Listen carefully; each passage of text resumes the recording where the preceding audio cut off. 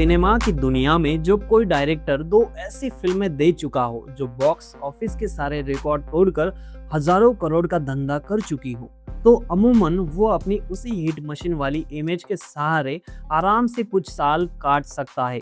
प्रशांत नील ने केजीएफ और सालार जैसे ब्लॉकबस्टर देकर पूरी फिल्म इंडस्ट्री को घुटनों पर ला दिया था। लेकिन जब सबको लगा कि वो इसी डार्क कोयले की खदान वाले फॉर्मूले को दोबारा बनाएंगे, तभी उन्होंने एक ऐसा फांसा फेंका जिसने पूरे देश के सिनेमा प्रेमियों के होश उड़ा दिए। जिस जूनियर एनटीआर को जनता ने आरआर में देश के लिए जान न्योछावर करने वाले एक सच्चे देशभक्त के रूप में पूज रही थी, प्रशांत नील ने उसी हीरो को उठाकर एक ऐसे खूंखार इंटरनेशनल क्रिमिनल के रोल में डाल दिया है जो बिना पलक झपकाए लाशों के ढेर लगा देता है। ये कॉन्ट्रास्ट इतना बड़ा है कि जिसने भी इस नई फिल्म ड्रैगन का पहला लुक देखा, उसकी आंखें फटी की फटी रह गई। मैं विक्रम, आप देख रहे हैं नमस्कार भाऊ।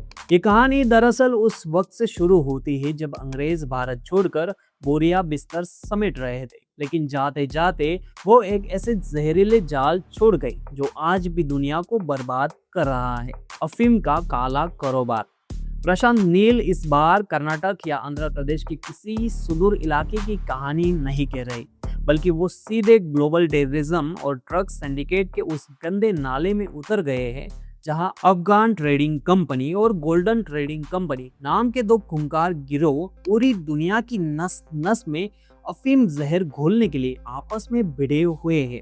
इस इंटरनेशनल सिंडिकेट का दायरा भारत से शुरू होकर सीधे अफगानिस्तान, सोमालिया और अफ्रीका के जंगलों तक फैला है। यानी प्रशांत नील का ये नया साम्राज्य पिछले दोनों साम्राज्यों से कई ज्यादा बड़ा और खूनी और रिस्की होने वाला है। इस पूरे काले खेल को पर्दे पर उतारने के लिए जो अंदरूनी पॉलिटिक्स खेली गई है वो भी समझने लायक है।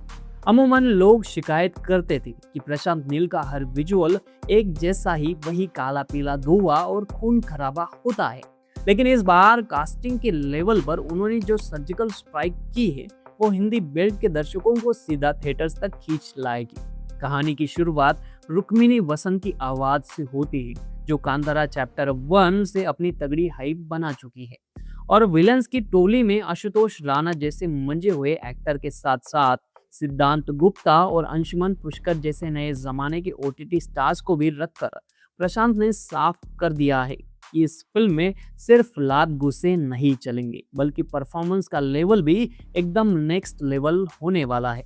लेकिन इस पूरी पिक्चर का असली गेम चेंजर है जूनियर एनटीआर का वो किरदार जिसे लुगर नाम दिया गया है। वो इस पूरी अफगान ट्रेडिंग कंपनी का असासिन इन चीफ है, यानी वो आदमी जो बिना किसी रहम के सिर्फ मौत का सौदा करता है।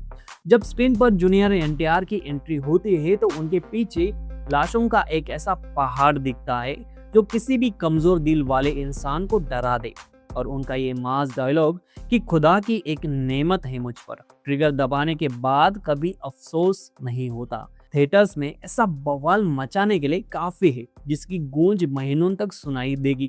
प्रशांत नील का ये दाव बहुत बड़ा है क्योंकि एक ऐसे स्टार को विलन बनाना जिसकी इमेज देश के सबसे बड़े मास हीरो की हो, मेकर्स के लिए बहुत बड़ी चुनौती होता है। लेकिन यहाँ पासा पूरी तरह पलट चुका है। अब इस पूरे खेल में ट्विस्ट तब आता है जब इस खूंखार विलेन के सामने प्रशांत नील अपनी हुकुम का इक्का खेलते हैं और एंट्री होती है भारत के नारकोटिक्स ब्यूरो चीफ रघुवीर राठौर यानी अनिल कपूर की। अब आप खुद सोचिए, एक तरफ वो साउथ का सुपरस्टार जो स्क्रीन पर आता है तो आग लग जाती है, और दूसरी तरफ बॉलीवुड का वो एवरग्रीन सीनियर एक्टर जो अपने एक्टिंग से किसी भी किरदार में जान फूंक देता है। इन दोनों के बीच ईगो क्लैश, वो हाई स्पीड चेस सीक्वेंस और ड्रग्स के इस इंटरनेशनल नेटवर्क को तोड़ने की कानूनी और दिमागी जंग इस फिल्म को एक नेक्स्ट लेवल पर ले जाती है। प्रशांत नील की पुरानी फिल्मों पर हमेशा ये आरोप लगा कि वो सिर्फ एक ही थीम पर चलते हैं, लेकिन ड्रैगन के इस पहले लुक ने साबित कर दिया कि अगर आपके पास कहानी में दम हो और किरदारों को पेश करने का वो भौकाली स्टाइल, तो आप उसी डार्क जॉनर को 101वीं बार भी और बेहतर तरीके से पेश करके जनता की जेब से पैसा निकाल सकते हैं।